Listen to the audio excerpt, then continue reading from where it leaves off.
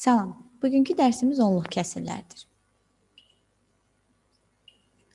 Elmir şəkildə kimi güllük dizayn etdi, o sahəni aşağıdakı kimi hissələrə ayırdı. Yaşıl rəngli hissələri ayrılmış onun güllük sahəsidir və bu sahədə o qızıl gül, günəbaxan, zambaq və yasəmən gülü əkmişdir. Hissələri aşağıdakı kimi adi kəsirlərlə yazın. Deməli, qızıl gülləri sayıb görürük ki, 100 dənə hissədən 35'i qızıl güldür. Demək ki, qızıl gül sayısı %35 hissəni təşkil edir. Zambaq %15 hissəni təşkil edir. Günəbaxan saydıqsa görürük ki, 30 hissəni götürüb, yəni 100-dən 30'udur. Yasəmən isə 100-dən 20'ni təşkil edir. Məxrəcləri 10, 100, 1000 və s. adi kəsirlərə onluq kəsirlər deyilir və bunu onluq kəsir kimi yazmaq olar. Onluq kəsirləri vergülün köməyi ilə yazılır. Vergüldən əvvəlki rəqəmlər tam, vergüldən sonraki, yəni sağdakı rəqəmlər isə kəsir hissəni göstərir. Gəlin baxaq. Aşağıdakı modelləri, rəngli hissələrini həm adi kəsirlə, həm də onluq kəsirdə yazaq. Birinci modelimizə baxırıq.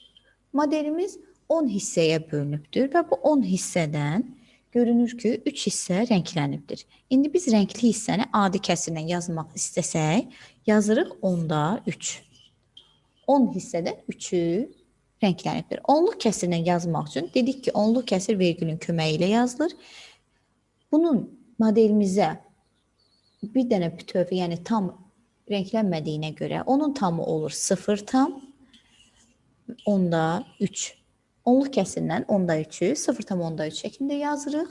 Vergül məxrəcində 10 olduğuna görə vergüldən sonra bir dənə rəqəm olur. Onluq kəsir kimi oxunuşunu yazsaq olur 0 tam, 10'da, məxrəcə 10 yazmışdıq biz, 10'da 3. Digər modelə baxaq. Digər modelimizə baxdıqda görürük ki, modelimizin biri bütöv rənglənib, digəri isə müəyyən bir hissə rənglənib.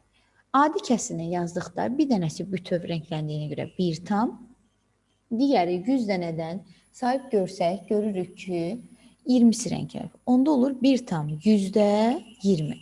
100 yerə bölünür və bundan 20'si rənglənib. Adi kəsirlə bu şəkildə yazırıq. Onluq kəsirlə yazdıqda isə vergülün köməyi ilə yazmalıyıq. 1 tam dedikdə birdən sonra vergül qoyulur, 100'də 20. 100'də 20'ni yazırıq. Onluq kəsir kimi oxuduqda olur 1 tam, 100'də 20.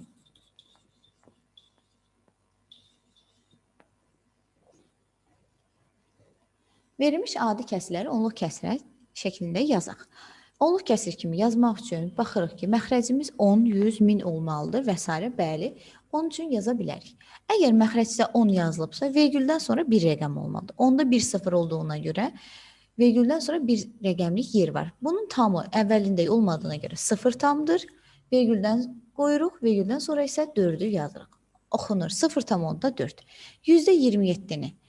100'də 2 0 olduğuna görə vergüldən sonra 2 rəqəmlik yeri var. 27 də həmin 2 rəqəmi doldurduğuna görə 0 tam 100'də 27 yazılır.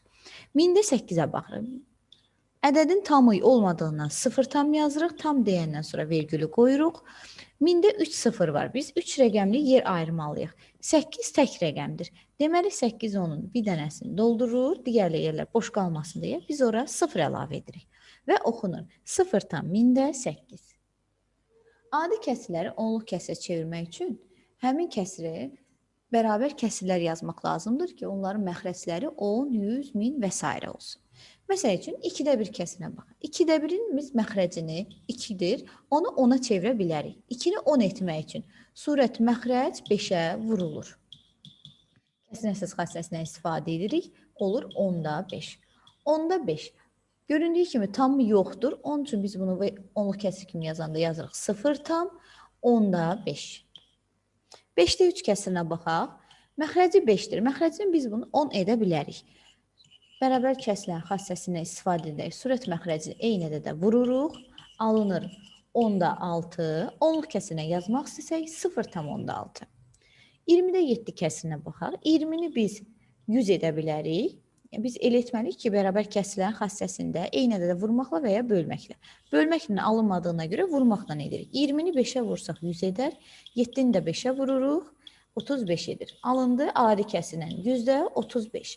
%35 adi kəsilədir. Biz onu onluq kəsilə yazanda 0 tam, %2 0 var. 2 rəqəmli yer olmalıdır. Deməli 35 bunun ikisini də doldurur. Demək ki, cavabımız oldu 0 tam %35. Diqqətinizə görə təşəkkür edirəm.